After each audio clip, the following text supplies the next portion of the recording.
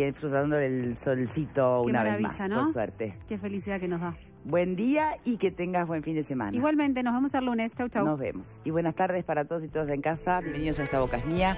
Hoy vamos a ir con dos temas. El primero tiene que ver con la resolución de la Suprema Corte de Justicia de no dar lugar al recurso de amparo, a los recursos de inconstitucionalidad presentados por la defensa de Manini Ríos. ¿Qué significa esto? En principio que se puede reanudar entonces la audiencia en la cual iba a ser formalizado el líder de Cabildo Abierto por el delito de omisión en las declaraciones de Gabazo ante los tribunales de honor. Vamos a repasar exactamente la información y después vamos a volver a piso, a estudios, para debatir qué implicancias tiene políticas por un lado, eventualmente penales por otro, y qué dijo el propio Manini Ríos. A ver.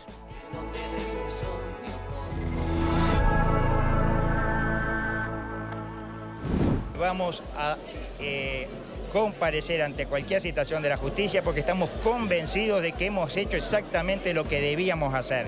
Aquí se está archivando la causa de quienes pueden estar más comprometidos y se quiere acusar a quien evidentemente, claramente hizo lo que tenía que hacer desde el primer día. Una mentira repetida 1000 veces no se va a transformar en verdad en este caso. Vamos a seguir diciendo lo que hemos hecho es exactamente lo que teníamos que hacer y vamos a comparecer a cualquier instancia que la justicia nos cite, como lo hemos hecho siempre. Nosotros siempre vamos a acatar a la justicia porque eso está en nuestro espíritu democrático, lo cual no quiere decir que siempre compartamos su fallo.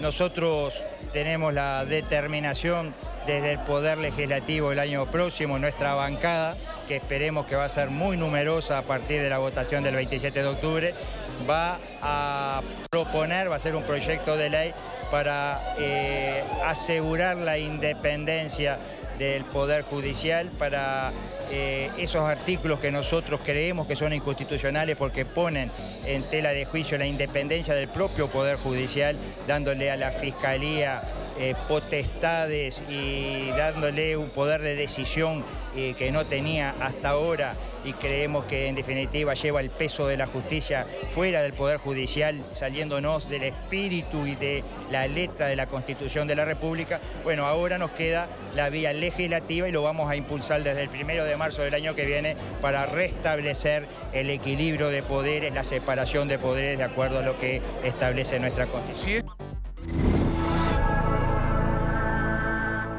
Bien, y en este escenario, con un candidato a la presidencia por un partido político, probablemente formalizado por un delito de omisión en estas declaraciones, que más allá del peso que tiene este delito en sí mismo, es el contenido de esas conversaciones que no llegaron a destino con prontitud, no sé qué es más trascendente, no sé si el delito en sí o el tema de fondo. En este escenario, la clave por estos días son las posibles coaliciones para un eventual gobierno de coalición, ¿no? Entonces, bueno, a ver, ¿quién está más cerca, más lejos de un Manini hoy? ¿Qué pasa con el Frente Amplio? Todo eso va a ser discusión después en el próximo bloque. En les pido por favor referirnos exclusivamente a este hecho concreto. Por resolución anticipada es que la Suprema Corte toma esta resolución de rechazar los pedidos de los recursos de inconstitucionalidad. Una vez más, la justicia actuando con criterios técnicos, políticos. ¿Qué piensan, Pepe? Yo voy a introducir algo y le pido a la bancada de abogados que me dé una mano con esto, que hoy el legislador Ope Pasquet señala y dice que es un error de Manini cuando habla de independencia de la justicia, en referencia a que es un servicio descentralizado después de la aplicación del nuevo Código del Proceso Penal, la Fiscalía. Antes tenía una dependencia directa del Poder Ejecutivo al estar en la órbita del Ministerio de Educación y Cultura y ahora no la tiene. Por eso el comentario de Manini de hablar de la separación de poderes no haría lugar en este caso, ya que se trata de una... Es decir, no se podría hablar de un ente, la Fiscalía, porque es imposible, porque no es una empresa pública. Entonces, la figura que encontró el legislador es la de servicio descentralizado. Sí. Con lo cual, estaría obteniendo allí precisamente la separación de los otros poderes del Estado. Bien, eso en referencia a uno de los recursos de inconstitucionalidad que presentó la defensa de Manini. Y que él maneja además cuando justamente habla contra de la ley de poderes. creación de la Fiscalía General. Exacto. ¿No? Bien, Vero. Yo creo que la justicia actuó como debe hacerlo, con prontitud. Digo, hace unos días nada más, hace unas horas estábamos hablando de la independencia de un juez que le obliga a Presidencia a bajar una publicación en el entendido de que violaba la Constitución. Me parece que este caso es otra manifestación de la garantía que el sistema judicial da al respecto. Y sobre el tema de fondo que Manini argumenta allí, que no es para mí el tema de fondo, el tema de forma en ese recurso que él presenta, todos los legisladores votaron de todos los partidos a favor de la creación de la Fiscalía bajo ese formato. A mí me cuesta creer que entre tanta gente, tantos asesores, tantos abogados, no se haya advertido que eso es así. Me parece que la fundamentación, que es violatorio de la división de poderes, esta forma en la cual la Fiscalía funciona. Me parece que no hay mucho más que hablar. No sé cómo le iría a Manini con un proyecto de ley en un nuevo Parlamento conformado de otra manera, pero por unanimidad esto salió así, por legisladores de todos los partidos, y quienes votaron esto no cuestionan eso. Bien, ¿y qué va quedando? Porque al final se nos va para si es constitucional o no, la creación de la ley, de la nueva Fiscalía General. No nos olvidemos un poco del fondo de esta cuestión, ¿no? Lo que Manini plantea, y es que en realidad se le persigue a él cuando él entiende que siguió el orden y cumplió al pie de la letra con lo que se supone que él tiene que hacer, y quienes en realidad podrían ser imputados de este delito de omisión, hoy tienen la causa archivada. Hablo del presidente, del propio Thomas, secretario de Presidencia, ¿no? Entonces, ¿qué pasa con ese tema que hoy parece estar de lado? ¿Qué piensas, Pablo? Lo que pasa es que para eso tendría que primero dar lugar a la formalización y después empezar a estudiar sobre el fondo del problema. Lo que sucedió... El tema de la constitucionalidad del nuevo código, la creación del ministerio, está laudado eso. Ya se pronunció la Suprema Corte. Ya se ha pronunciado en reiteradas ocasiones. Por eso es que entienden que se puede tomar anticipadamente esta resolución de hecho, ¿no? Está laudado el tema ese. Yo creo que lo que hizo acá... ¿Ganar tiempo? Claro, a lo que voy. Lo que hizo, me parece, acá la defensa de Manini, y en forma muy inteligente, que es una defensa política y no jurídica. ¿A qué me refiero con esto? La excepción de constitucionalidad, evidentemente, era sabido que no iba a tener andamiento esto. Es una cuestión de orden. ¿Qué es lo que sucede? Si yo evito la formalización, ¿qué es lo que evito? Evito la foto que sacan cuando uno lo formalizan.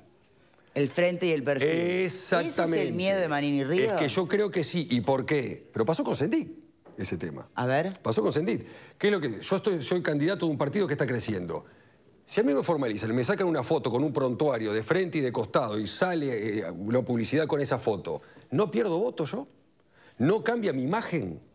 Entonces, ¿qué va a resolver la jueza? En cuya manos hoy depende si se reanuda o no la audiencia antes de las elecciones o después. Tiene 20 días para hacerlo. El tema acá, el ABC de todo es si esa audiencia se hace antes de la semana que viene. ¿Y qué va a resolver? ¿O no? Ah, bueno, ahí no sé. No lo sabemos todavía. Bueno, reformulo la pregunta. ¿Qué debería hacer esa jueza para que ni le quepan las críticas por una decisión o hacer justicia con criterios políticos, y qué dejar de hacer para que no le quepa la otra crítica, ¿no? Ni amparar, ni favorecer, ni perjudicar. Cosas que van a estar sobre la mesa, sin duda. Se fija en la agenda de la sede. ¿Qué pensás?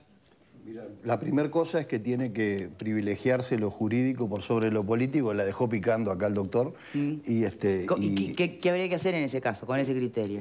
Para mí, cumplir primero con la ley. Pero permitime, Victoria, antes. O sea, esta norma del Código de Proceso Penal, ¿por qué se hace? ¿Por qué se permite la decisión anticipada? Porque cualquier reo, cualquier malandrín, cualquier persona que esté imputada o que vaya a ser formalizada, puede perfectamente presentar la excepción de constitucionalidad, de inconstitucionalidad. O sea, es una chicana. Entonces, para justamente establecer y darle potestades a la justicia, se permitió que pudiera la Suprema Corte de Justicia expedirse rápidamente y evitar que se presenten chicanas en cada formalización. Entonces, es muy claro que la jueza lo que tiene que atener en todo caso es a la defensa del derecho y seguir para adelante con este tema. No hay otro camino posible. Graciano. Una audiencia judicial en un juzgado penal en la semana previa de las elecciones, un candidato a la presidencia que tiene una intención de voto superior al 10%, es un tema que yo no recuerdo que tenga antecedentes. Entonces, no sé, esa circunstancia de qué manera va a obrar en el ánimo de la jueza, si va a encontrar, como dice el doctor, un hueco en la agenda en la semana que viene o la agenda está cubierta, yo no lo sé.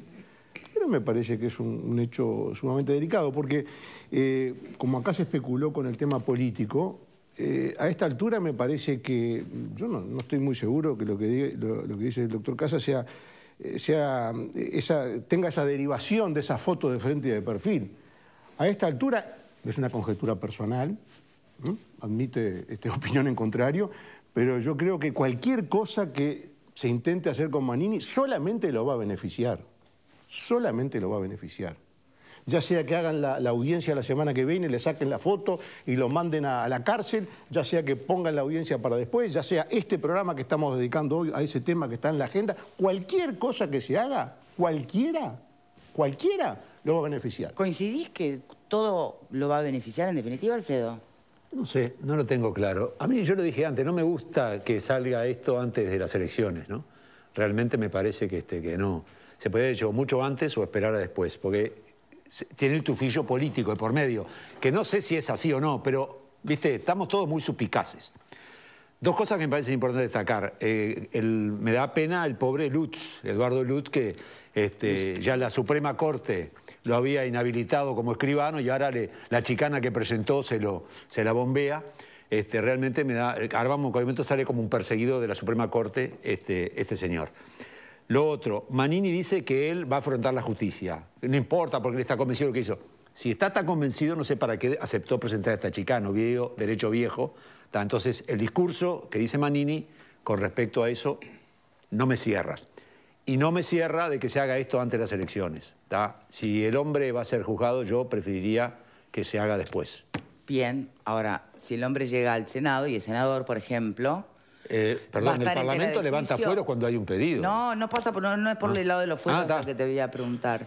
Me pregunto si va a aparecer sobre el tapete, si se va a instalar en el Parlamento uruguayo la idea que es la que plantea Manini de que no hay división de poderes, de que no hay independencia de poderes. ¿Será la voz del Parlamento que sostenga esto o va a ser siempre solo la voz de Manini? Es un cuestionamiento a todo el sistema. O sea, me parece muy grave. Creo que el Poder Judicial se puso a prueba en el día de ayer. Creo que también, capaz que sea un poco de falta nuestra, culpa nuestra, no hicimos demasiado hincapié en ese tema. Pero ayer, en este programa, vimos cómo la República se mantuvo de pie. O sea, el abuso de poder fue detectado, falló la justicia y se tomó una acción correctiva. Entonces, eso es la República. Y nadie puede estar por encima de la República. Aquello de Luis XIV, yo soy el Estado... o lo que dice Domenech, Manini es un enviado de Dios para traernos el artiguismo. Nadie está por encima de la ley en Uruguay, ni Manini. Pero, aparte, vamos a entendernos, la creación de esta fiscalía y la creación del Código del Proceso Penal no se creó en una semana que se juntaron 5 personas y dijeron vamos a hacerlo. Esto es un tema que viene estudiado y elaborado desde años y se viene posponiendo. No, está claro, por eso yo pregunto, ¿qué pasa con todo este asunto y la sustancia del expediente? Porque... Permítame remitirme a ella nuevamente, ¿no? Son las declaraciones de Gavazo ante el Tribunal de Honor, ese expediente que fue y vino, que no terminó nunca en manos de la justicia, por lo menos con la prontitud que debiera, por parte de Manini, según lo que se le pretende formalizar o acusar. Quedan hoy eximidos otros protagonistas que en su momento parecían también tener mucho que ver con por qué no llegó antes a la justicia este tema, hablando del presidente, el secretario de Presidencia, del fallecido ministro. ¿Esa sustancia, finalmente, se está desdibujando o es una impresión? A ver, lo que sucedió con este recurso es lo que, más allá de la foto o no la foto, los tiempos o no los tiempos, Manini ayer se dedicó a responder sobre el recurso, no sobre el tema de fondo, que es lo que tú estás planteando ahora. Entonces, lo que logró fue desenfocar esta cuestión. Hay que volver, y esto la audiencia va a volver a poner la mirada sobre eso, sobre lo que el fiscal Morosoli afirma, y es la responsabilidad que Manini tuvo en no denunciar a la justicia un crimen que se estaba declarando frente al Tribunal de Honor, cuando en 2 oportunidades el Tribunal de Honor le dice ¿qué hacemos? ¿Paramos o seguimos? Esto es importante, esto es una novedad y ese es el tema de fondo. Todo esto que estamos Sí, pero sin embargo lo que tú planteas, Vero, se da de bruces con otros datos. el crecimiento de Cabildo Abierto, no se da de la bruces. sensación de que va a ser, de que es una víctima o un perseguido, por ejemplo, lo que plantea Graciano. Entre otras cosas, ¿por qué no se da de bruces? Porque me parece que no podemos perder la línea de tiempo aquí. El juicio comienza antes de que Manini sea candidato. Acá el juicio comenzó antes. No, te digo, cuando tú planteas, la gente se va a dar cuenta, o la gente, voy a eso, no pareciera darse cuenta de eso. Si mueve o no mueve la aguja electoral, exacto, si lo afecta o lo perjudica. Esas son cuestiones políticas, de lectura política, que las podemos seguir debatiendo. Yo creo que lo que nosotros no podemos perder de vista es de qué se lo acusa a Manini. Nosotros, los periodistas, los comunicadores y demás, la gente de su casa sacará sus conclusiones y verá si ratifica o no el voto a Manini tras conocer estos detalles. Pero el foco del juicio es ese. Yo creo que Verónica pone el foco donde hay que ponerlo. Y siguiendo un poco su línea de razonamiento, a mí me gustaría agregar un elemento que es un elemento triste, digamos, pero que falta, y es que la muerte del ministro Menéndez priva a esta investigación, priva a este proceso, priva de una voz fundamental. Porque, y tomo el razonamiento y lo comparto porque me consta que en el Ejército, cuando aparece esta admisión en el expediente, en el Tribunal de Honor, me consta que el comandante jefe fue informado. Entonces, lo que no me consta, obviamente, porque además el ministro falleció, es cómo procesó esa advertencia que recibió el general Manini. Por lo tanto, entonces, estamos en un punto en el cual los hechos, salvo que aparezca alguna prueba de alguna conversación, ahora que están de moda los audios, que aparezca algún audio de alguna conversación que no conocemos, o que aparezca algún testimonio, no sé, algo, pero falta un elemento fundamental, y es cómo procesó, siguiendo la verticalidad del mando, que este me parece que es el punto esencial. Eso no puede sino analizarse desde un punto de vista político. No, desde el punto de vista de los hechos, Pepe. No, claro, pero desde el punto de vista de los hechos, porque a ver, vamos a situarnos. Si el general Manini, como me consta, reconoce, porque así ocurrió además, porque hay pruebas evidentes de eso, de que fue durante el transcurso del Tribunal de Honor y antes que llegara a las conclusiones, fue informado de esa novedad, como evidentemente fue informado y nadie lo pone en discusión. Perfecto. Entonces, yo creo que hay que analizarlo a partir de los hechos. ¿Qué otro hecho tenemos? Tenemos la carta de Menéndez. Ahora, ¿qué pasó entre una cosa y la otra? ¿Cómo hacemos para saberlo? Porque el general Manini va a dar una versión, pero nos falta la otra versión, salvo que el general Manini aporte una prueba concreta. Tampoco, ya que hoy es un actor político que tú decías, tampoco desde el punto de vista político ha sido claro. Porque una y otra vez lo único que dice a lo jurídico, o sea, lo único que dice es hice lo que tenía que hacer. No tenemos otros elementos. Me moves el arco, de lo político a lo jurídico, de lo jurídico a lo político. Así no se puede. La decisión de presidencia de la página web, también analizamos lo jurídico y lo político. Está bueno, pero digo... Y acá hagamos lo mismo Pero también. ¿cómo hacemos si hay un hecho objetivo? Entonces no lo podemos analizar desde el punto de vista político. Tenemos que decir, bueno, se enteró. ¿Qué pasó? No, pero entonces la política, si él fue... Yo qué sé, digo, vamos a ver los hechos entonces. Es lo que recoge la Fiscalía. La acusación fiscal que se hizo pública, allí dice que no informó a quien debía informar. No informó a Menéndez, que está... ¿Cómo sabe? Pero esa es la posición... Es la conclusión que saca el fiscal. Por eso bueno, ¿y cómo lo prueba? ¿Cómo lo prueba? Está investigando. Esa es la posición... A ver, señor de Aunos. Perdón, Pupo, que hace rato querías decir. De prueba, imposible. El punto fuerte que tiene Manini acá es que puede dar o generar la sensación de que él esto lo comunicó y que la responsabilidad, en todo caso, en una cadena de mando, como dice Pascale, es compartida. Entonces...